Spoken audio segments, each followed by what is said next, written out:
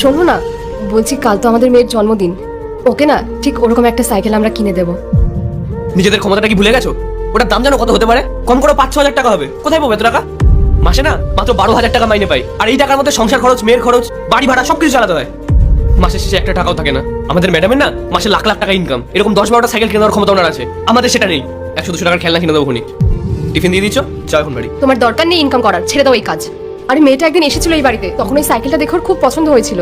আরে বছরে তো একটা দিনই ওর জন্মদিন আসে, আমরা কি এইটুকুনিও করতে পারি না ওর জন্য? ও তো ছোট মানুষ, ও তো বায়না করতেই পারে। তুমি তো বড়, তুমি তো ওকে বোঝাবে। 100-200 টাকার খেলনা কিনে দেবো, ও কিছু বুঝতে পারবে না। ওর সে বোধ হয়নি। দেখো, ও হয়তো বুঝবে না, কিন্তু আমি তো ওর মা, আমারও তো ইচ্ছে করে আমার মেয়েটাকে একটা ভালো কিছু কিনে দিই।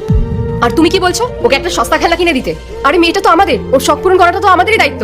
আমরা সারাদিন দুজনের মতো কাজে ব্যস্ত থাকি, আর ও বাড়িতে সবসময় একা পড়ে থাকে। ওর তেমন বন্ধু বান্ধবও নেই যে খেলা করবে। একটা সাইকেল থাকলে তো চালাতে পারতো। আর তুমি জানো, ও যখন আমার সাথে বাইরে বেরোয় আর অন্য বাচ্চাদের সাইকেল চালাতে দেখে, তখন ওরও ইচ্ছে হয়, ও আমার কাছে বায়না করে যে মা আমাকে একটা সাইকেল কিনে দাও। তখন থেকে এক কথা বলে যাচ্ছ। মেঘা, আমি এখানে কাজ করি, আর ম্যাডাম যদি এসে দেখে না আমি গাড়ি না বের করে তোমার সাথে বসে গল্প করছি, আমাকে অনেক কথা শোনাবে। এমনকি আমার কাজটাও চলে যেতে পারে। মুদিখানা দোকানের টাকা দেওয়া বাকি আছে, কারেন্টের বিলের টাকা দেওয়া বাকি আছে, বাড়ি ভাড়াটা পর্যন্ত বাকি আছে। কোথা থেকে টাকা জোগাড় করবো বুঝতে পারছি না। আর তুমি 5-6 হাজার টাকা দামের সাইকেলের কথা বলছো। দেখো, আমি এসব কিচ্ছু শুনতে চাই না। আমাদের একটা মাত্র মেয়ে, আর ওর জন্মদিনে একটা মাত্র সাইকেল চেয়েছিল, আর আমরা সেটাও দিতে পারবো না। আরে কোথায় পাবো টাকা? চুরি করবো নাকি? তুমি যা ইচ্ছা তাই করো, দরকার পড়লে তুমি অ্যাডভান্স নিয়ে নাও। এতদিন ধরে ওনার কাছে কাজ করছো, এইটুকুনি সাহায্য তোমাকে করতে পারবেন না উনি? আর আগের মাসেই তো 6,000 টাকা নিয়েছিলাম, ভুলে গেছো নাকি ওটা? তো কি হয়েছে, আবার নাও। আরে উনিও তো যখন রাত বিরাতে সমস্যা পড়ে তখন তোমাকেই কল করেন, আর তুমি তো তখনই গাড়ি নিয়ে বেরিয়ে যাও। তখন তো 1-2 হাজার টাকা চাইতে পারি, 5-6 হাজার টাকা কি করে চাইবো? দেখো, আমার কাছে যা আছে তা দিয়ে কেক, রান্নার খরচ এগুলো টুকটাক হয়ে যাবে। এর থেকে বেশি কিছু আমি করতে পারবো না। ঠিক আছে, তুমি যদি ওকে সাইকেল এনে দিতে না পারো, তাহলে আমি ওর জন্মদিনে কিচ্ছু করবো না। ওর জন্মদিন পালন করার কোনো দরকার নেই। তুমি কিন্তু বাড়াবাড়ি করছো, এসব কিন্তু ঠিক না। আমি যেটা করছি একদম ঠিকই করছি, কোনো বাড়াবাড়ি করছি না। তোমাকে আমি আর বোঝাতে পারবো না। এ নাও ধরো, খাবো না আমি, যাও। খেতে হবে না তোমার। হ্যাঁ হ্যাঁ যাও। যাচ্ছি। কি হচ্ছে এখানে এসব? ম্যাডাম, ও আমার স্ত্রী। কই খাবারটা দাও। আমাকে খাবারটা দিতে এসেছিল। ঠিক আছে, তুমি এখন যাও।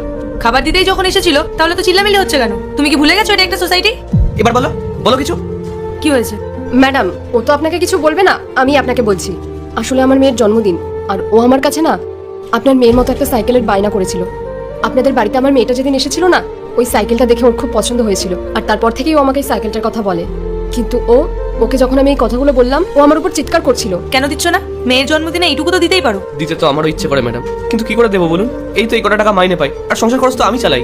তাই পার্ট 2 দেখতে সাবস্ক্রাইব করো ভেলকু 78M। আমি বুঝি কিভাবে সবকিছু আমি সামলাই। ও তো কিছু বোঝে না, তাই মুখে যা আসে তাই বলে দেয়। আগের মাসে আমি আপনার থেকে এতগুলো টাকা ধার নিলাম, আবার এ মাসে আমি কি করে টাকা চাই বলুন তো? এই তুমি বাড়ি যাও, আমি সস্তার কোনো খেলনা কিনে দেবো, যাও। তুমি সারা জীবন ওই একই কথা বলে যাবে, কিন্তু